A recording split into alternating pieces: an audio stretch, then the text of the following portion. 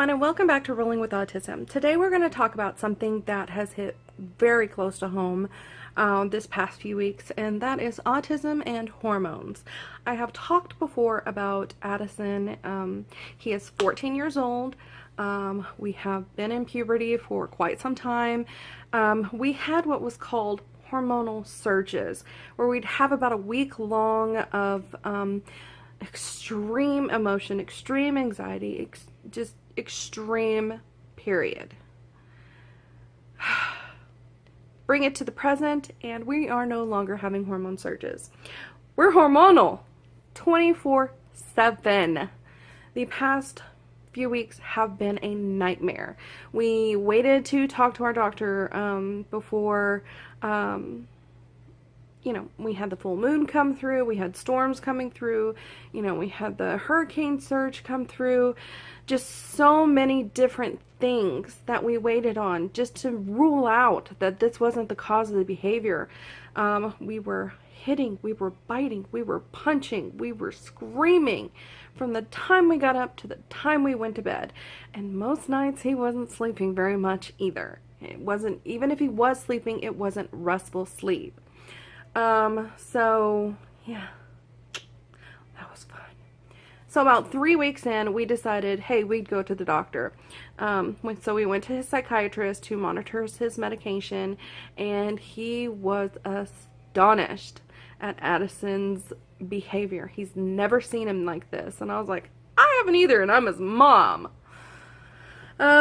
So we ended up adjusting Addison's medication and putting him on an anxiety medicine for right now to help kind of curb his anxiety levels. But it got me thinking, there are so many things that happen when it comes between autism and hormones that they're just not talked about a lot. So I'm going to talk about them today. So what are some things that happen during normal hormone puberty phases? We have the mood swings, we have the body odor. That's been fun. They start growing hair everywhere. And then you have the talk. The lovely talk. So, throw a little autism in that mix, and what do you got? Something very hard. So, we have been looking at different ways that we could explain to Addison what is going on with his body, because he has no clue what's going on, why he's feeling this way. You can see when he starts lashing out at people that he is trying so hard not to hurt you, but then he just can't help himself. And a lot of people think, well, it's just a behavioral issue. Nope. He literally cannot help himself. He is trying to restrain himself, and it's just not working. So what do we do? What are some things? What are some things that are not always thought of? We got this brought up a few years ago, and had Addison tested for it. With puberty, and with a surge of hormones and testosterone, it can set off seizures. Super scary, and like I said, we went through this a couple of years ago. We had a psychologist who came in to review Addison, and he pulled us aside and said, I think Addison needs to be tested for seizures. I can't express how terrified I was. As you know, as most of you know, seizures, a lot of them you can't even tell that they're happening. The psychiatrist explained it, or the psychologist explained it as, it's like just a vibration against their brain or their eardrums that they just don't know why it's there, so it's freaking them out. And we thought, that would cause a lot of behavioral issues. Yes, it would. So, we didn't know that. The onset of puberty can cause seizures to start occurring. People who have been higher functioning can start having seizures and digress all the way down to extreme low functioning. It's something that's very serious, and I don't think that is talked about enough. So what are some signs that you can look for when it comes to whether you think that your child is having seizures or not? By the way, we had Addison tested.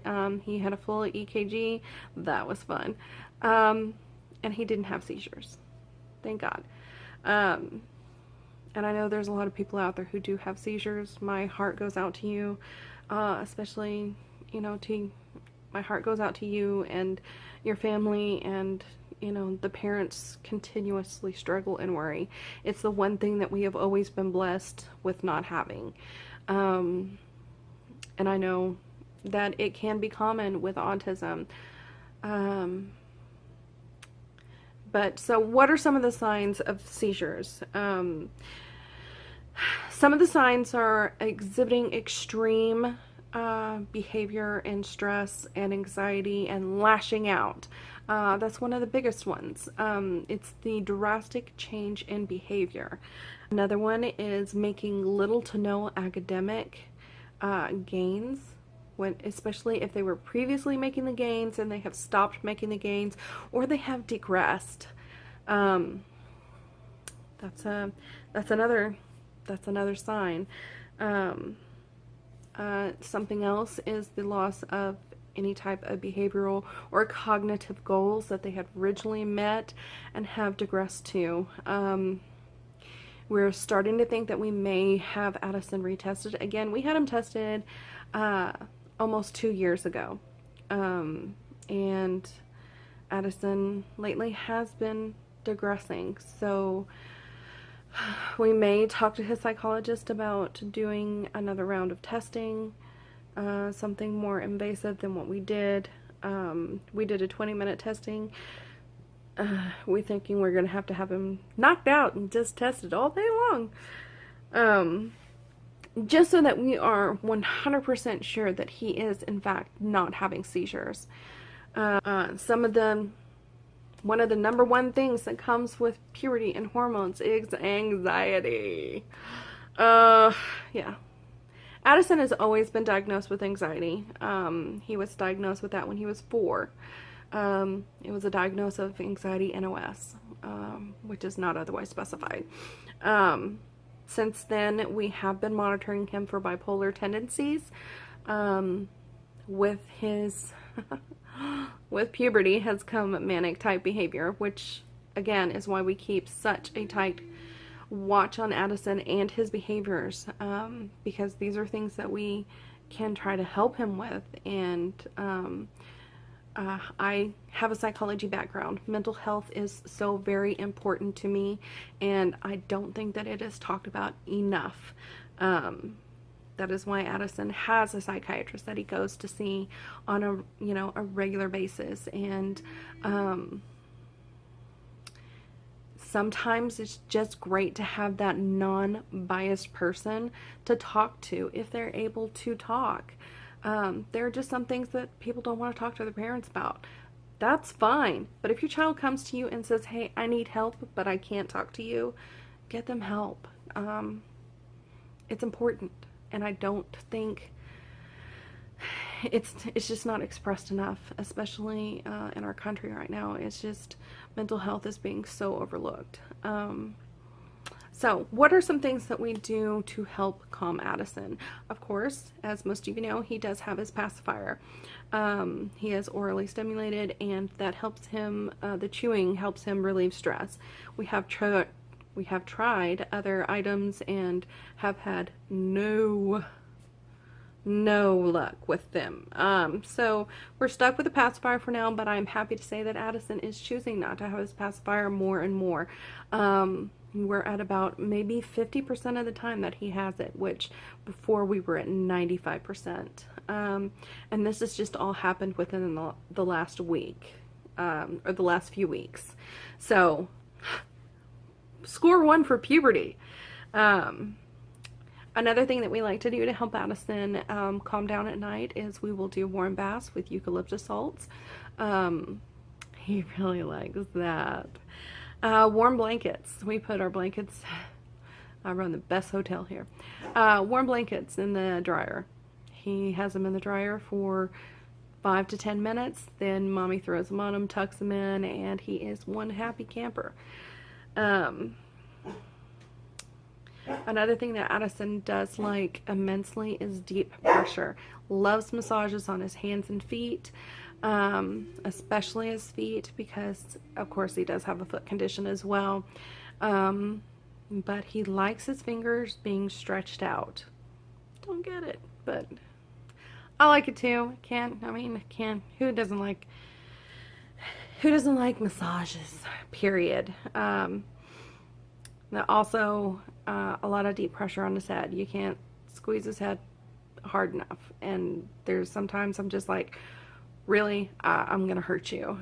But he's just like, come on, press more. And I'm like, okay, whatever you say. Another thing that we do is we like to keep Addison active. We will do swimming. He likes to run. He likes to jump on his trampoline. We have a specialized trampoline. It's one of the no spring ones, which gives him more resistance and gives him more input that way. Of course, he has his videos. We have several devices that he keeps with him pretty much 24/7. And they are a stress reliever. They do help him in stores. They do help him in the car. Anytime he's in a stressful situation. We also have wireless headphones that we do use with his device. For like if we're going into a doctor's visit or if we're going into Walmart. That way all his sensory input is coming from those headphones. We also like to count with Addison. He likes you to show him that you're counting. It's very animated, and he will calm down for that. And he also does some deep breathing with that that he didn't do before, but over the past year we've really got him into that and trying that. So that's what works for us. We also take long drives. Addison loves being in the car, and sometimes just being in the car doing a couple of laps around the block is enough for him. And if that's what it takes to relieve his anxiety and help him calm down to sleep, then that's what we do. We also have a weighted blanket, still working on that, that we use for Addison, and it's going to be 30 pounds. According to the weight calculations, it should be more than that. However, there's only so many poundage that mommy can lug around all the time, so 30 it is. So what are some signs of anxiety? There are signs that we have, the heart acceleration, the sweating, the breathing changes, dizziness, difficulty with concentration, uncontrollable rage. Those are some things that we normally see. But what do we see when it's autism? You have the heightened sensitivity. You do see the aggression. They can't tell you about their heart racing. But with Addison, I can kind of tell, when he's, trying not to hurt you, he just, you can tell he's just uncomfortable in his own skin. So those behavioral changes are indications that, that they're having that heart racing, that they're having that sensitivity. You have the fatigue, yet you have the insomnia. I have that right now. That's so awesome. I can't tell you how much I love insomnia. Addison was going through that as well until he changed his medication. Now he's getting better sleep, which makes mommy get better sleep. We like sleep. So what are some physical signs? Physical signs are stuff like vomiting, nausea, diarrhea, the inability to swallow because they're so panicked. You know that feeling where you're so panicked that you just can't breathe. The headaches, the shaking. So some other things to look at for those who can't express anxiety. You also have the self-inflicted injuries and more OCD tendencies. You know, everything's got to be perfect. If it's not perfect, I'm going to freak out. And like Addison, he bites his hand, especially when he gets frustrated or angry or is having too much anxiety. Right now, his hands look terrible. In the past, we've tried to curb that behavior with little to no success, and it was to the point where he had calluses so bad on top of his hands that it was just bad. Now it's not as bad as that, but over the past few weeks we have seen an increase in his aggressive biting, and it'll come out of nowhere. It doesn't have to be with a certain activity. He can be sitting there watching a video and suddenly, hey, I need to bite myself, because he's just so frustrated. So not every child with autism is the same, of course. When it comes to puberty and everything, why would they be the same? And that's usually the ongoing thing with autism. No child is exactly the same. Any of the signs that I've listed in this video that I've gotten off research from the internet doesn't necessarily mean that your child will exhibit these signs either. These are just some signs that I know Addison has shown, and that are some of the more common specified symptoms that are out there. Some of the things that we use to soothe Addison won't always work with your child. Talk to your doctor's therapist, family members, and even a therapist if necessary. Parents' mental health is very important too. Can't express that enough either. If you're not healthy, your child won't be healthy. So you need to be healthy, happy, and your child will make it there. Let's see what else.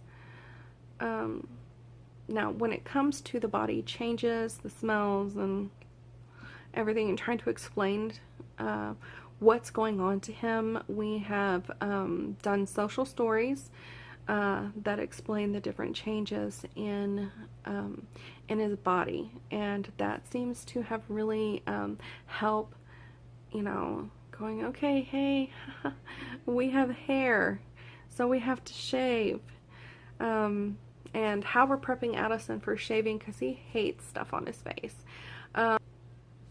We're using one of those face cleansing brushes that kind of vibrates and gives him that sensation on his face, and he's now tolerating that to where I think that if we did end up needing to shave, he would do good on it. They also have those toy kits for bathrooms where it's just like the toy razor and everything. You can put bubbles on the face and start, you know, practicing shaving at an early age.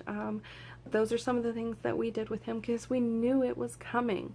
And for girls, you can use it on the legs. So yeah, social stories, prep years in advance. It's never too early to start prepping your child for puberty because they will come. It will come. And eventually it will be right there in your face. There's just no denying it. It's going to get there. So we're trying to make this transition as easy as possible for all parties involved. Mommy's about to pull her hair out. But we noticed that it was too extreme. That's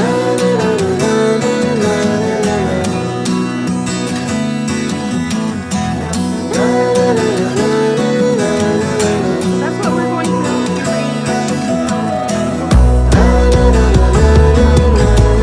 do. Leave your comments down below if there's a topic that you would like for us to go over. Also leave that in the comments below. Make sure to subscribe and like our videos, and follow us on Facebook and Twitter. All that will be linked in the description below, and we'll see you next time.